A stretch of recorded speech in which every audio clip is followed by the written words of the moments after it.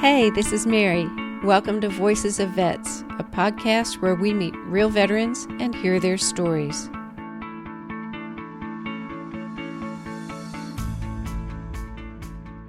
I have Joe Goarck here, and very excited to get to talk to Joe today.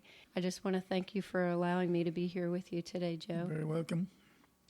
So, question number one, did you serve? I served in the U.S. Navy for 23 years. And why did you choose that branch? I just happened to be looking at various branches of the service, and the Navy just interested me more than any of the others. And I didn't want to be a ground pounder with the Marines or the Army, so the Navy sounded interesting to me. How old were you when you... 17 and a half. Wow. My 84-year-old granddad had a sign for me. Oh, my goodness. How long did you serve for? 23 years. Okay. And what motivated you to join the military? I'm not sure. I had a unpleasant upbringing. I spent 6 years in an orphanage. And I just couldn't wait to get away from everybody where I lived and all that, so I needed to find someplace, and the armed services just appealed to me at the time. What was your primary job after training? I was assigned to the hospital corps and went to Class A hospital corps school to be a hospital in the hospital corpsman. So that was my first school. Okay. So, and did you do other things too? Oh, yeah. As a hospital corpsman, I was assigned to the Naval Hospital in Corpus Christi. Was my first duty station. In Texas? In Texas. Mm-hmm. And I served as more or less an orderly on the wards there. And so then I got interested in going to school and do some other stuff, so I went to lab and blood bank school for a year and a half up to Naval Hospital, Chelsea, Massachusetts. And from there, where did I go from there? Oh, from there, I went and was assigned to a destroyer tender in Norfolk, Virginia. And it was, at that time, I was assigned to the laboratory aboard this ship. And the destroyer tenders, we provided medical services to the destroyers and all that, and to their hospital corpsmen assigned to the destroyers, independent duty. The destroyer is a ship. Yeah. Okay. Well, yeah. I'm not military, so I'm learning. Yeah, the destroyers were the greyhounds of the Navy. Okay. So I ran the laboratory out. We provided medical services to the destroyers, the corpsmen on the destroyers, and so I remember one afternoon, I was had the duty, and one of my shipmates was moaning and groaning. And I asked him, "Why are you moaning and groaning?" He said, "Well, I have a blind date, and I don't want to go on this blind date." And I said, "Well, you tell you what, you take my duty. I had to watch that night, and I'll take your blind date." Mm-hmm. The result is sitting back in that bedroom right now. How long have you been married? 66 years. Oh, that's beautiful. So, yeah, got married on February 15th, 1958. So congratulations. That's wonderful. So where all did you serve during your time in service? Okay. From lab and blood bank school, I went to was assigned to the destroyer tender. Mm-hmm. And then after I finished my sea duty aboard the destroyer tender, I was assigned to the flag administrative unit and Sinking Fleet headquarters in Norfolk, Virginia, to its dispensary, medical dispensary, and served there for almost 2 years. And so I started getting interested in doing something else. And so I decided I wanted to go in submarines. Oh. Don't ask me how that came about, where it came about, how it came about. But so I made an application and to submarine service. Well, I first had to go through Advanced Hospital Corps School. And so I went to Class B Advanced Hospital Corps School. And so that was another 3 to 4 months and all that. And so we get this in proper order. And so then, because I had been accepted to submarine service, I was then, this is in 1961, and these guys were all being born. Oh. So, yeah.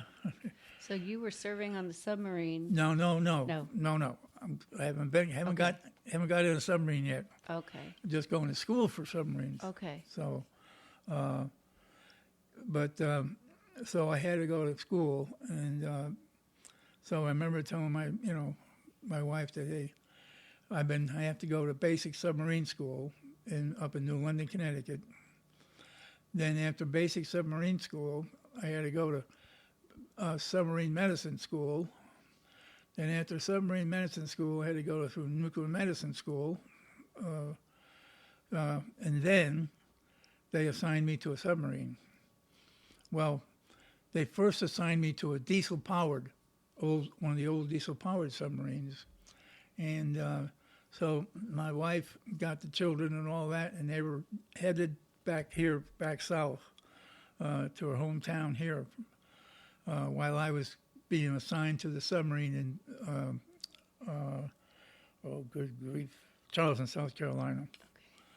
Anyway, the commanding officer of the nuclear medicine school found out that I was going to a diesel-powered submarine instead of a nuclear-powered submarine. Mm-hmm. So he had my orders changed. So I was assigned to a brand new nuclear-powered submarine being built at Electric Boat in Groton, Connecticut. Wow. So Jean, my wife, had to stop, eat, come back all the way up to New London. And so I had to go through all those schools, and et cetera, et cetera. And then I was assigned to the USS Tecumseh, SSBN 628, which is a fleet ballistic missile submarine, one of the original 41 ballistic missile submarines that started the ballistic missile service. Wow. So was assigned there. So I was the fifth man assigned to that submarine. Nice. And so I put it in. I built it. I helped build it. Mm-hmm. Put it in sea trials. Put it in so on, so forth, whole 9 yards. And we were finally commissioned in December, or I should say, November 1963. Yeah. Man. So we were assigned to Hawaii, and I remember making sea trials and all that on, and in the submarine service, you've heard of the qualifications and the dolphins and all that. But somebody listening might not have. Yeah.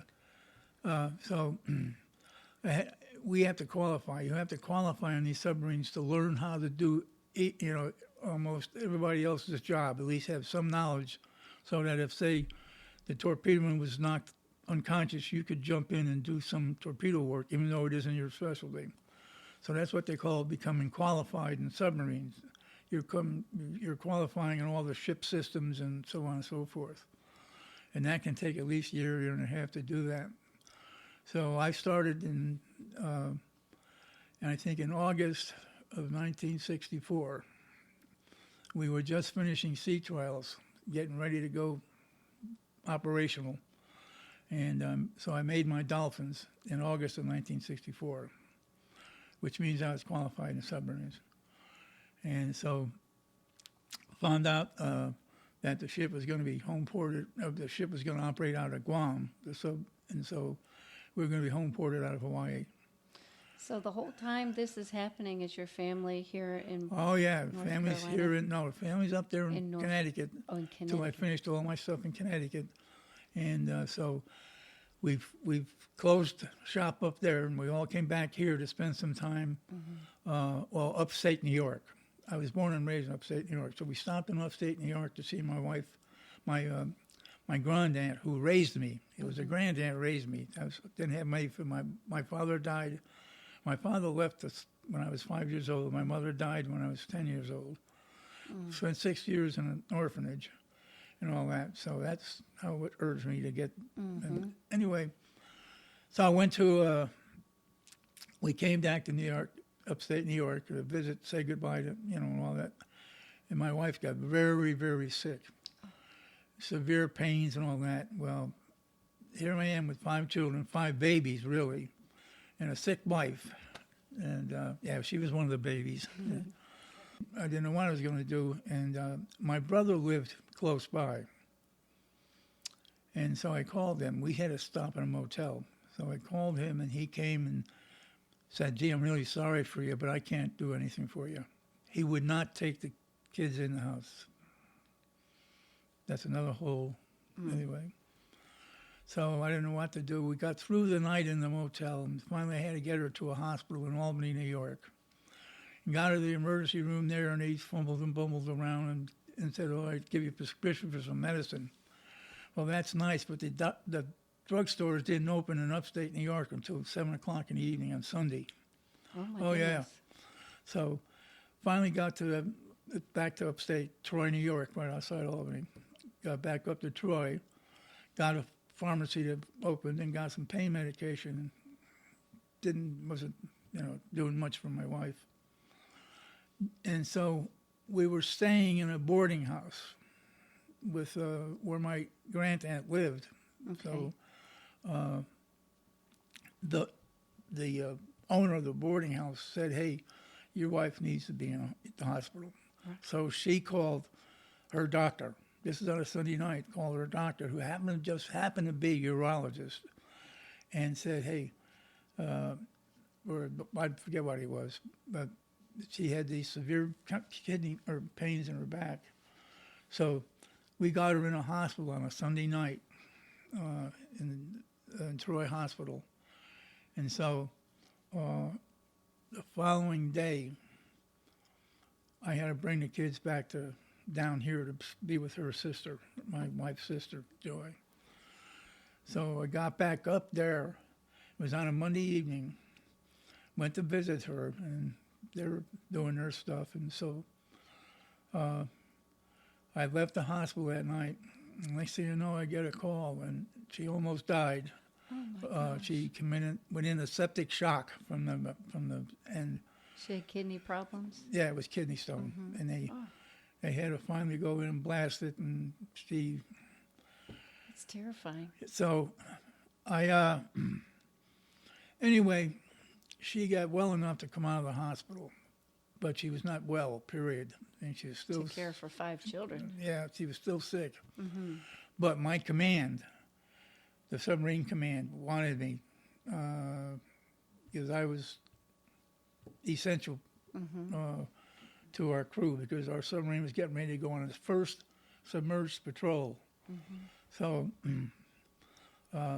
we stayed in the upstate New York for about 2 weeks, trying to get her feeling better and all that, and discharged. And so finally, we started out on a Monday morning, headed for the West Coast, Travis Air Force Base, to fly to Hawaii. Just you? No, wife, Everybody? sick wife, 5 children, 5 babies. Oh, my goodness. Drove. Yeah, we had all kinds of all kinds of problems going out there. Had to call the And Red how Cross. old were the kids at this point?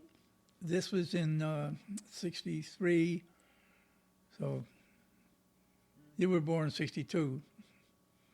We're all 19 months. Yeah, only 4 of them. Yeah, and Joy Lynn was, 63. It was just after her birth. So she was born in 63. So they were all babies. They were all in diapers, literally. Just helpless. And we had all kinds of problems on the way. Car broke down. But the submarine command, I dropped it off at Ames, Iowa, in some car dealership. And evidently, I had to call the submarine command, let them know what was going on. Well, they evidently called that dealership and said, whatever it costs, whatever it takes, you get him back on the road as soon as possible. So they just worked overnight, I guess, on that car and got me back on the road. And but anyway, it was a nightmare. We spent Thanksgiving Day in some diner in, I forget where the heck we were, Nevada or something like that. Oh, wow. So finally, we make it into California just before the Donner Pass, or just before getting to the Donner Pass. We get there, and they're stopping the cars and telling everybody they're going to close the pass. Now, reason why that was so critical, I was supposed to get an airplane out of Travis Air Force Base Friday morning. I wasn't going to make that, so obviously. So they said, if you're a good driver, you can make it over the pass, but we're going to close the pass in about a half an hour. So I said, well, I'm a Yankee. I'm a good driver. So Right, New York. I had this Ford Fairlane station wagon, got behind the semi, and just followed that thing all the way up onto the pass. My wife, Jean, got really sick, and I pulled into the nearest hospital, was a county hospital. And they said, hey, we can't do much for her. There's a military hospital down the road, Sacramento, SAC base, Air Force Base. So we took her down there. And they said, yeah, we need to keep her. I said, I can't stay. My command is yelling for me to be in. So they said, well, we'll just give her a bunch of medicine and try and get you on your way. So I finally got to Travis Air Force Base Saturday morning, whatever, I don't know what time. And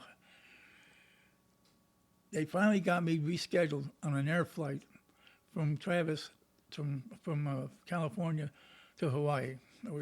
And so I had to feed them, take care of my wife.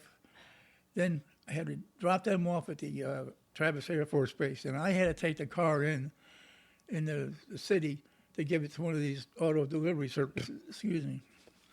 So I just made it back as they were boarding the airplane. Oh, my gosh. They had signed a sailor to every one of the kids. I had 5 kids, so they had 5 sailors, each one of them. So we made the flight. We got in that airport, and I went. Yeah. And so we got to Hawaii, Honolulu, at 2:30 in the morning. Okay. So we get out into the terminal, and I called the motel up. I had made arrangements to stay at. Well, lo and behold, they had given because I hadn't made it on the day I was supposed to, they had canceled the reservation. Oh, no. So there I am, stranded in the airport here in Hawaii. Just so happened. Yeah, it was No coincidence, no right? coincidence. The executive officer of the submarine I was assigned to, happened to be at the airport with another officer taking somebody's wife back, escorting them back home. So when I got a hold of him, told him what had happened, and he just started the wheels turning. And Oh, thank so God. make a long story short, we finally got settled. Got settled in, so on, et cetera, et cetera. But my wife had never really got well. Jean was still sick. And then finally we had to report to Guam. That's where the submarine was going to be operating out of. So the family's in Honolulu. So family's in Honolulu. And because Jean got sick again, they farmed the kids out to various families. Mm-hmm. Now remember, the submarine I served on had 2 crews, a blue crew and a gold crew. Okay. I was assigned to the blue crew. Okay. Well, my gold crew counterpart, his family, and that they started taking in the kids and watching the kids and all this stuff. And for people who don't understand, there's like you said, an equal counterpart for every Right. person on there who. What I'm saying is the Blue Crew and Gold Crew, we go out on 3-month patrols. Okay. All right. So there's a Blue Crew. We were going to take the submarine out for its first patrol. Okay. And so got to Guam and doing our stuff there. Got a message from the Triple Army Hospital that they requested my presence back because my wife was so sick again. The request went to my commanding officer, and he said, no, I can't let him go. Wow. And, well, I understood why. I was the only trained medic they had. Wow. I was specifically trained for what we were going to do. So I can understand he was not too So you keen were on letting go. qualified to do all those other jobs, but they couldn't be a medic. The Right, other people right. on So the boat. anyway, we let that pass, but evidently this request went up to the submarine squadron command there in Guam, and he said no. He wouldn't. He said if the commanding officer won't allow it, I won't either. So anyway, wound up. We got underway and finally got underway on our patrol. We weren't gone more than a day when the Commander-in-Chief of the Pacific Fleet ordered me home. That was the head guy of the whole Navy, but we'd already submerged. We already went on patrol. Oh. So, in the meantime, these guys were being farmed out of all the the Gold Crew families, and So the other families so were anyway, taking care of the kids. so made that patrol. Well, there are no coincidences. That's right. Okay, now we went through heck, and I was really concerned and all that. My wife did make it. She finally got well and got better. Thank God. And I understood why the commanding officer was reluctant to let me go, because I was his only Only medic he had on and didn't we have an emergency? First patrol. That's all I'm going to say. We had an emergency. So you were critical. Yeah. So you were where you were supposed to be, even though it when was I was hard on supposed to be. everybody. Yeah. Yeah. So no coincidences. That's It's just right. like why when I wrecked my car back in November of 2018, I ran my truck into the parking lot at McDonald's.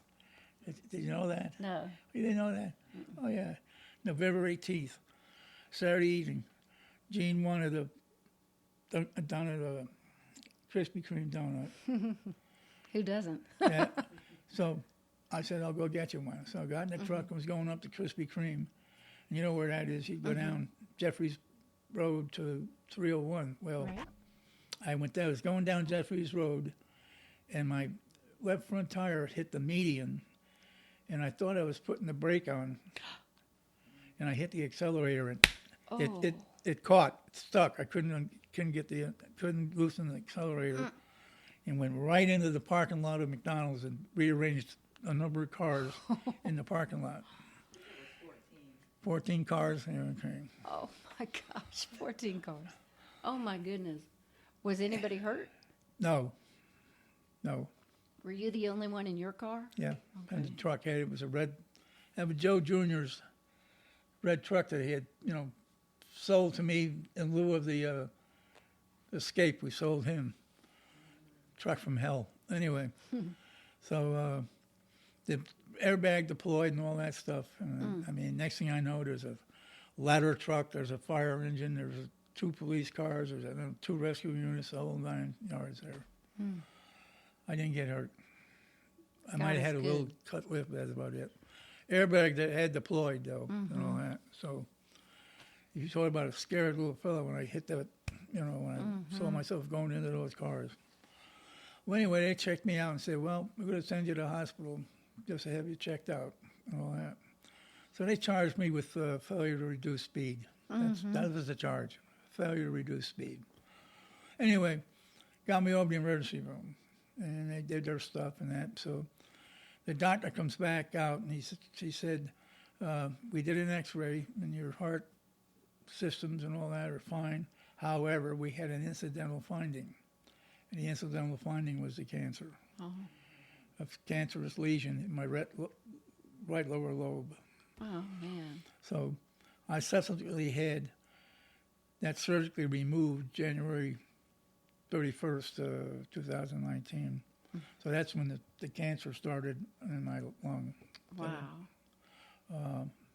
But I guess it's a good thing that you Yeah. ended up in the hospital, Yeah. that they caught it. Yeah, oh yeah. Again, Mm-hmm. no coincidence. No I mean, coincidence. you know, you look back at certain things that have happened, and I've been blessed. I don't care how you call it, slice it or dice it. I have been blessed. Yeah. So how'd I get here? Well, retired from the Navy in 1977. My last duty station, I was assigned to the Naval Safety Center in Norfolk, Virginia. And we used to go out and inspect ships that requested our assistance in examining their safety systems and all that. Anyway, I was at my office this one day, and I'm looking at the status board, and I saw we had a trip penciled in for Seattle. And I'm looking at it, and my boss came up behind me, this commander, and I said, "What do we have in Seattle?" I didn't think we had any ships in Seattle. He said, "Yeah, we got some destroyers out there." And he said, "You ever been to Seattle?" I said, "No." "Do you want to go?" I said, "Yeah." So they penciled me in and sent me out there. Well, just so happened that the medical officer, or doctor that was part of our mission in submarine force there while I was in the shipyard and all that, I knew he lived out there, and I thought he worked for Boeing.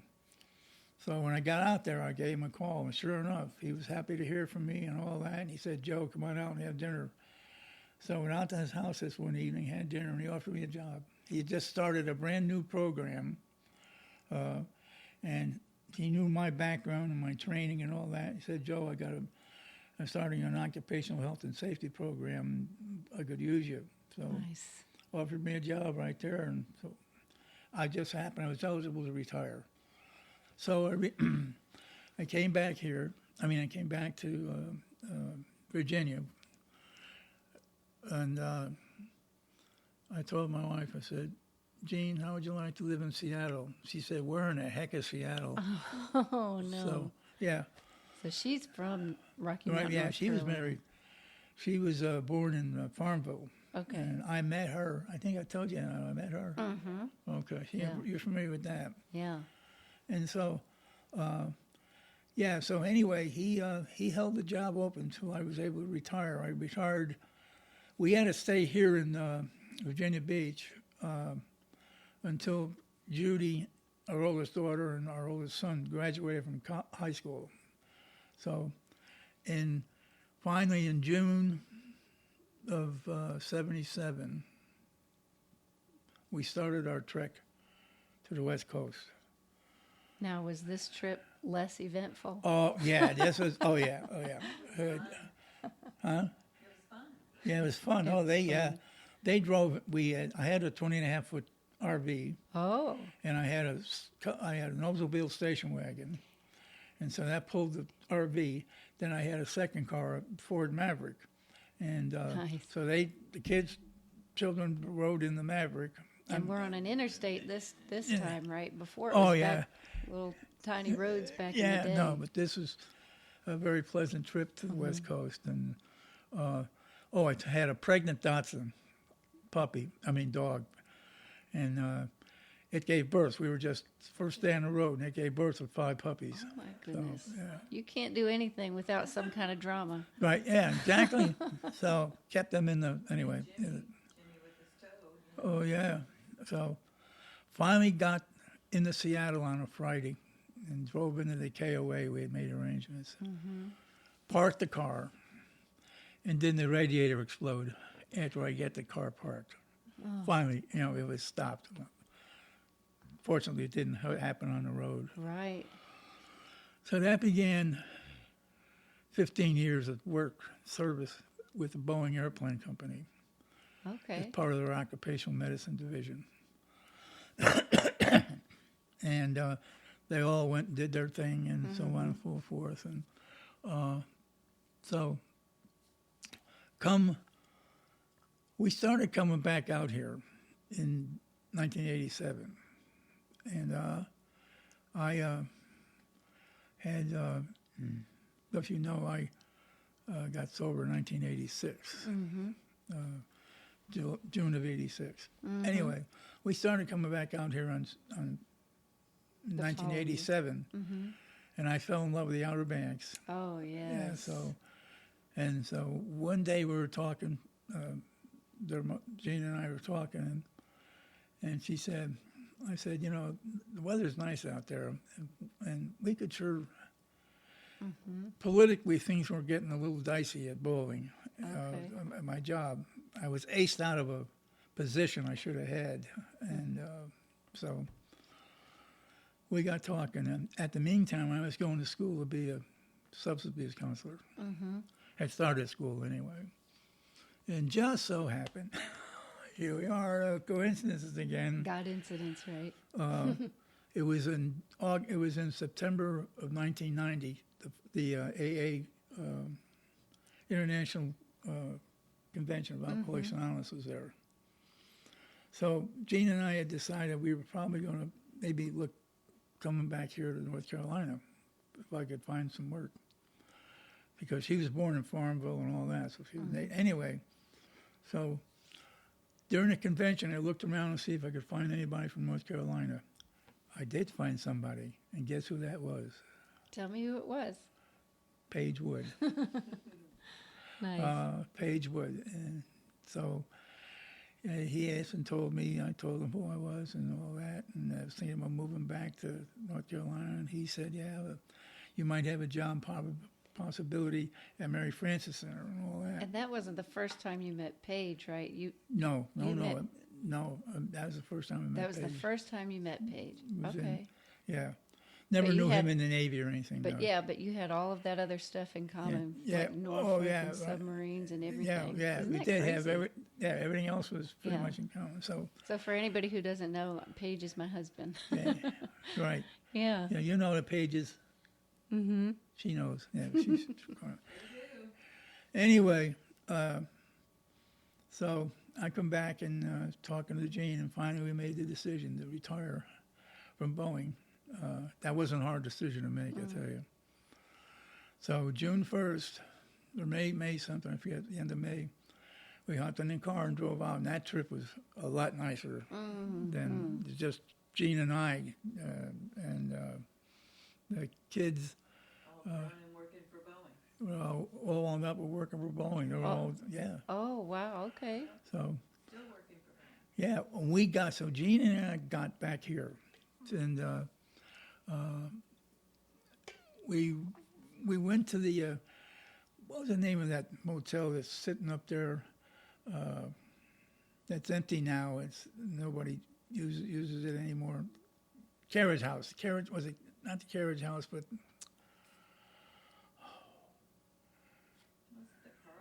Carlton House. Okay. So we went there to get a room, right? She wanted to know if we were married. Oh, the The clerk. Yeah. Oh, my goodness. No, never mind. I'm going. So we finally got a room there, and in the meantime, we had met a year when we were out here in 1980 and 1991. We came out just to see if we could handle the weather and all this. So, and we could. And anyway, we ran into a real estate broker who we got to know. So when we finally moved, she helped us find a place, and so we wound up in Colonial Trace. You know where that is? No, okay. No. It's a colonial-looking place. Where? So anyway, that's how we got here, and all the kids were gone, wherever they were. I mean, Growing up and working and having lives. still in Seattle. Seattle. Yeah. They never. Well, they did. They never. Well, anyway,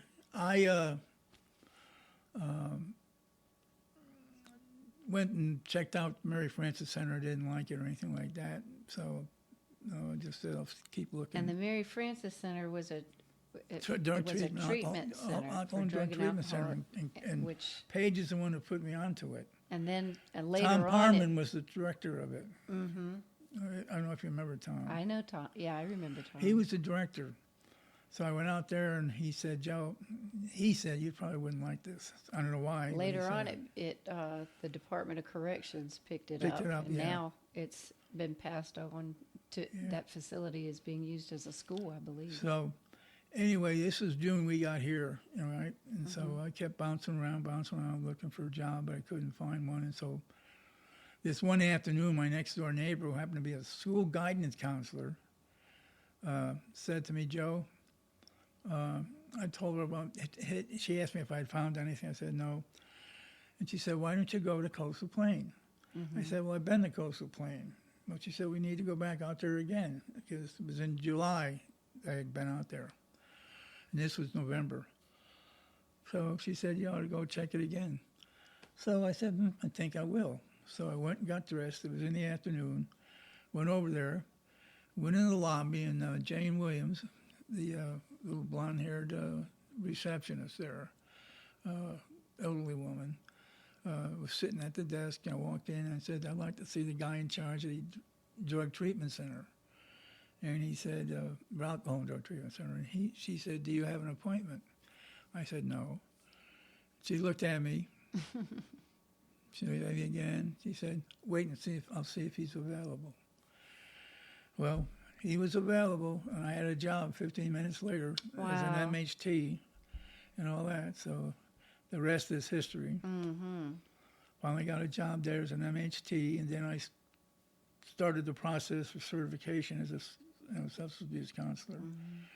And worked for them for 10 years.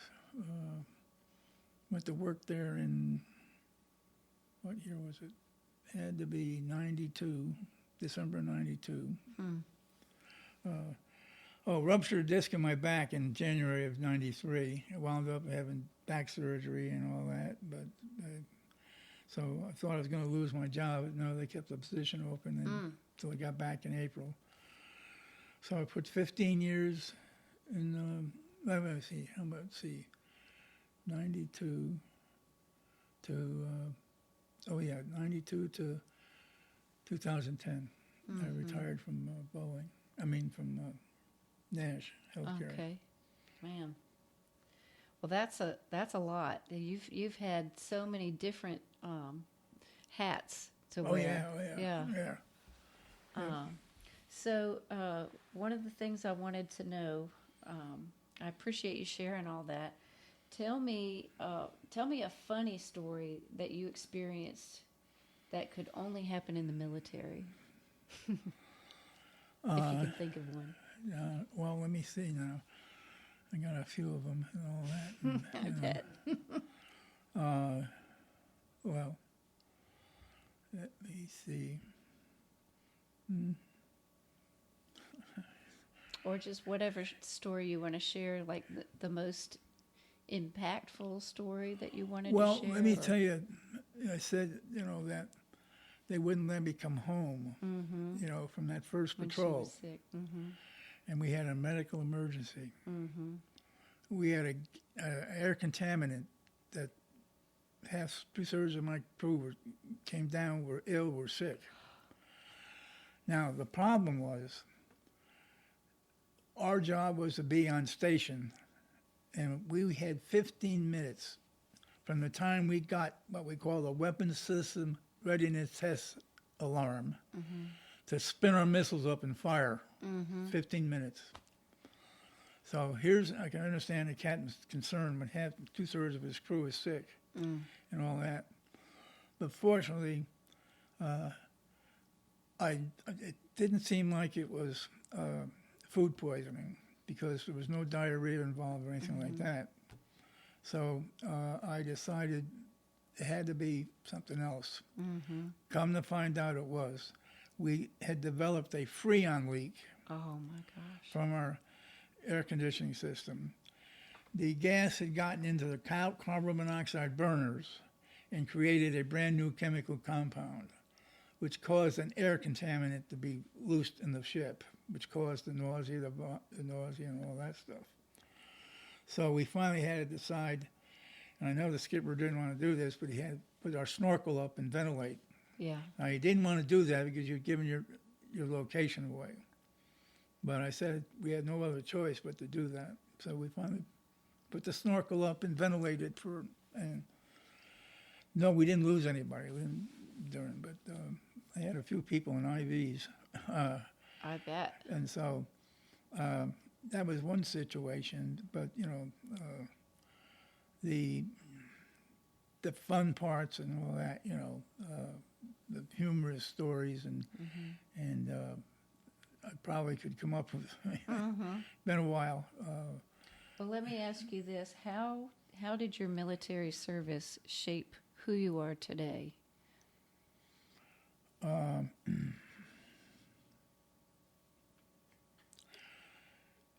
It helped me to become regimented, disciplined, and those sorts of things, and to have the urgency to reach out and help other people. And so when we got here, 1986, I got sober. So, try to make it in the Catholic Church, but that wasn't working out. So that didn't work out for me. So I had to say it had to be regimentation, and I made that comment, regimentation and another discipline. That helped me tremendously in my recovery, AA, if you can understand that. And so that was a biggie. And when we got, I started, when we moved here, Jean started going to Inglewood. And so I said, one Sunday I decided I'm going to go with her. That was it. That was it. I liked the music, and I liked the preacher, right. Steve Lewis, who, in his sermons and I just, So the rest is history. It really is. I mean, I got actively involved in church. I was a deacon. That for a number of years. In fact, Tom Parman and I, Tom, right? We were ordained deacons the same Sunday evening. If everybody in that crowd only knew. October 2004. I mean, you were changed men from who you used to be to. Oh, yeah. I mean, definitely. Most certainly from what I was to what I am. I think God's been a part of your story the whole time, though. It has since I made that change, that switch. I started going to Sunday school. Oh, that was another. I started going to Sunday school. Gene came up to me one Sunday and he said, "Joe, you need to go to Sunday school." Why? I don't want to go to Sunday school. And we were at the old church at the time. We were youth, So I said, okay. So I started going while we were at the old church. So we moved to a new church, a new building and all that.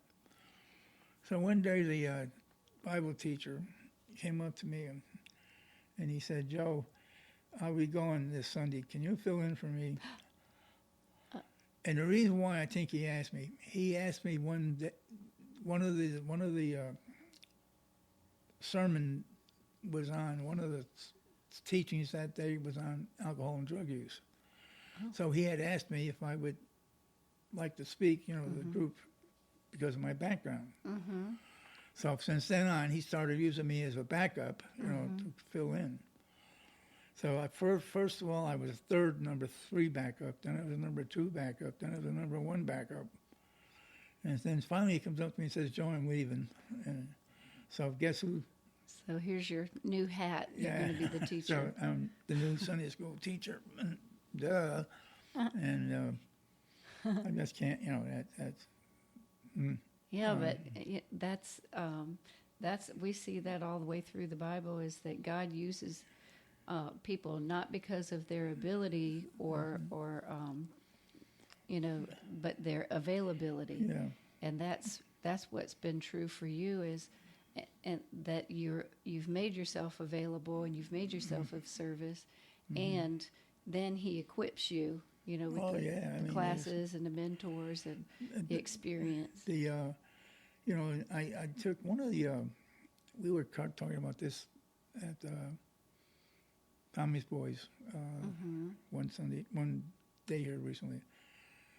Talked about spiritual gifts, and I had taken one of the courses when I first started going to church there. They did a class on the spiritual gifts, and so that class was very, very insightful for me, very helpful to me. So what were your top 2 spiritual gifts? Was mercy, teaching, encouragement were the 3.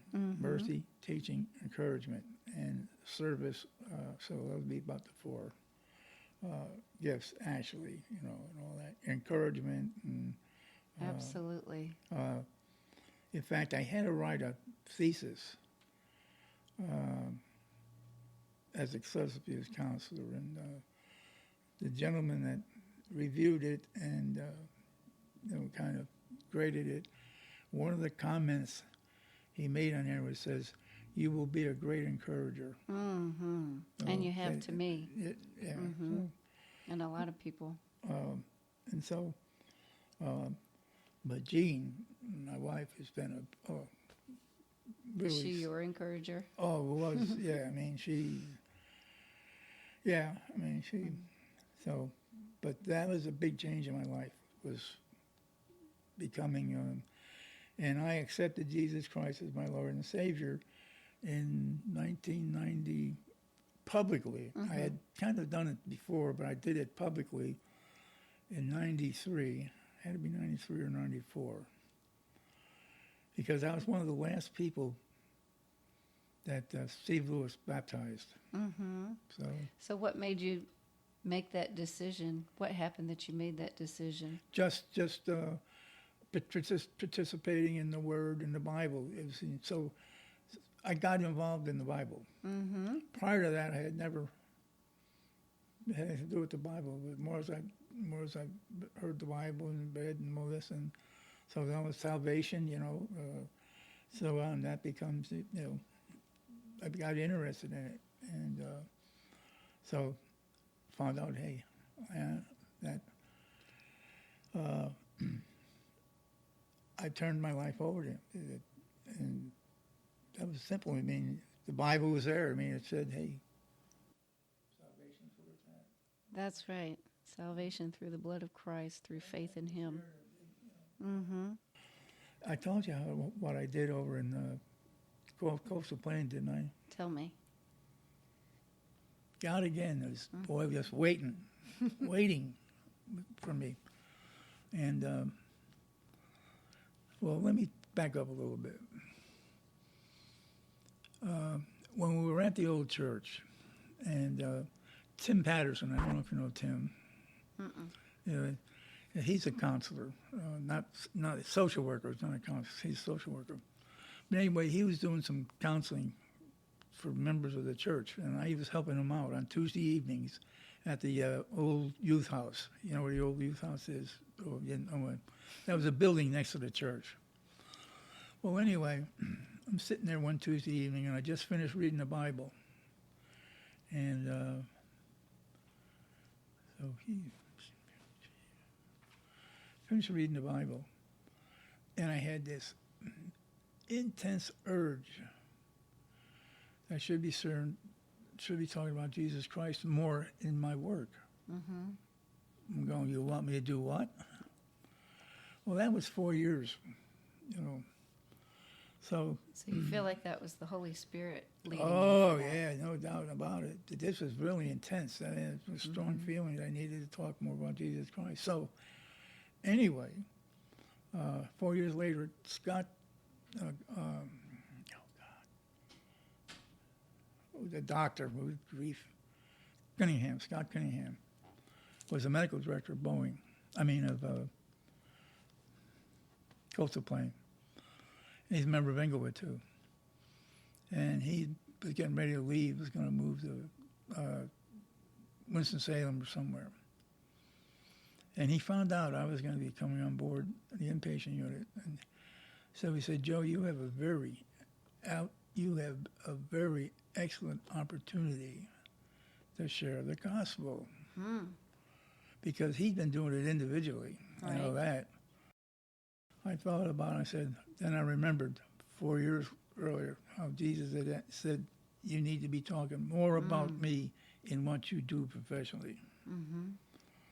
So I decided to do it.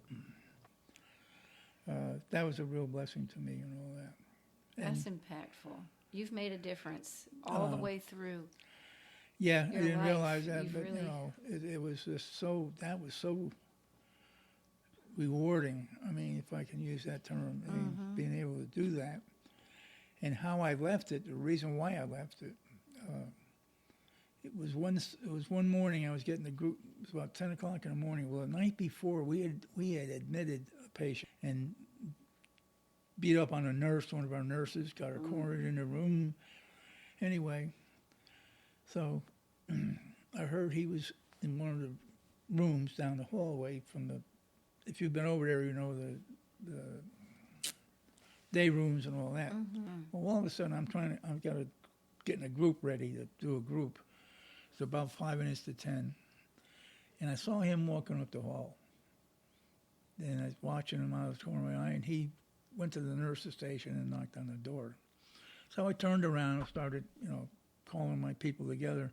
Then they started yelling, Joe, watch out, watch out. So next thing I know, he's jumping me and hit me on the head, trying to scratch my face and all that. So anyway, after all that, I said, it's enough. Yeah. Yeah, I'm how old? I mean, I forget. So I decided to Take it easy. take it easy, and so then I went to work with Mike Urton in his DWI program, in his DWI assessment program for 5 years until I had my heart surgery and all that. So, That's a lot. That's yeah. amazing. No, well, let me ask you, as far as the military, what advice would you give to someone that was considering joining the military? I would say, if you get the opportunity to join, go. If you want to develop a sense of discipline, a sense of regimentation, an opportunity to learn something about, your abilities to do certain things, and could guide you towards a career outside of the military also. But it would give you a sense of, I think, duty, a sense of, that would be a sense of duty, a sense of responsibility. For me, I mean, I was proud of what I did and all that. Now, granted, the first few years of my Navy career, I was into the sauce pretty heavy, but nevertheless, I got my job. I didn't get in much trouble, believe it or not, with the military. I could hear the footsteps behind me, maybe, when I retired. But nevertheless, I'd say it's the greatest opportunity in the world for somebody to grow up, if I can use that term, to grow up. At least when I went in, there was, my company commander in boot camp was a first-class gunner's mate. I mean, he was one, tough cookie, that. So I think it's the discipline and regimentation, I think, played a major role in my recovery. That's good. I think I believe that's true because hey, you're regimented. You got the grist, you got the steps. Okay, I got a step. I'm gonna do this, do that, do this, do that. So you know what I'm getting at. if you agree with that. I mean, it's a sense of responsibility and discipline and regimentation. And I keep telling people, I mean, I've shared that with a number of people. I said, hey, those of us in the military kind of have us to step up on you a little bit because we have had that discipline and that regimentation. And let's face it, recovery through AA requires a certain discipline and a certain regimentation. And I don't know if you agree with that, but nevertheless, so. Right. Good orderly direction. You got it. That's one of my favorite. Ego and God and ego. So that's it. Yeah.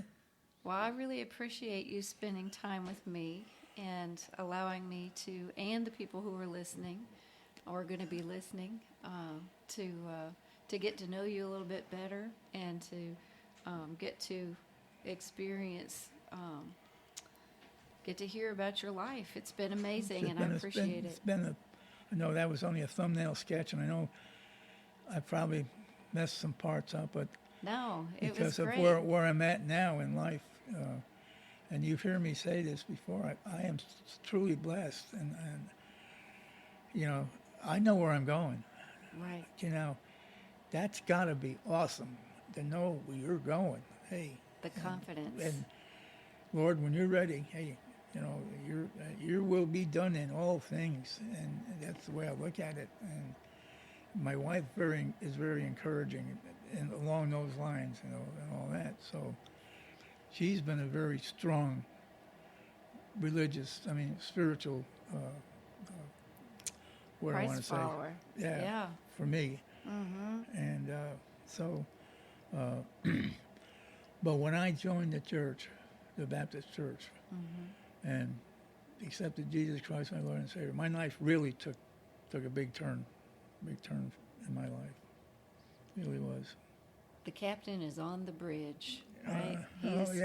He is in charge, and he is sovereign, and he's going to take us where we need to go. Oh yeah. Yeah, and we don't have to be afraid to serve. No. I enjoyed. I used to tell him, I said, I can't believe this. Here I am. I agreed to go into Sunday school. Next thing I know, I'm teaching Sunday school, and I'm not qualified to do that. Then they nominated me to be a deacon. First year, I said, "Oh, come on, man, I'm not." And I said, "No, I'm not ready for that. I'm not that versed or anything like that." Next year, they nominated me to be a deacon. I said, "Come on now, guys, I'm not up for this." Following year, they nominated me again. So I said, "All right, Lord, I got a message. I think you're trying to sell me something." And a deacon is really just a servant, right? That's right. Isn't that Yeah. what it means? Yeah. Just And that's who you've been almost your whole life. Exactly. Well, yeah, I guess you would say that. Yeah. As a constable coroner, as a medic. Yes. That's what the you're reaching military out and you're taught helping, you. Yeah. To serve something bigger than yourself. So, and then being a deacon, and then being an usher, then doing this and doing that, and hey, then winding up teaching Sunday school, but I've had a lot of, let's say, friends who have guided me in the right direction. But I've been so blessed with you all. Good grief! You imagine all the I got your class. I got sub-vets. I got AA. Good grief! And everybody's reached out, and I've tried to reach out, and all that helps some people. And you do. So. Thanks again for tuning into the Voices of Vets podcast today. If you haven't done so already, make sure you subscribe so you don't miss any of our episodes of real vets and their stories. And don't forget to visit our website, voicesofvets.us, where you can check out the photo gallery and more.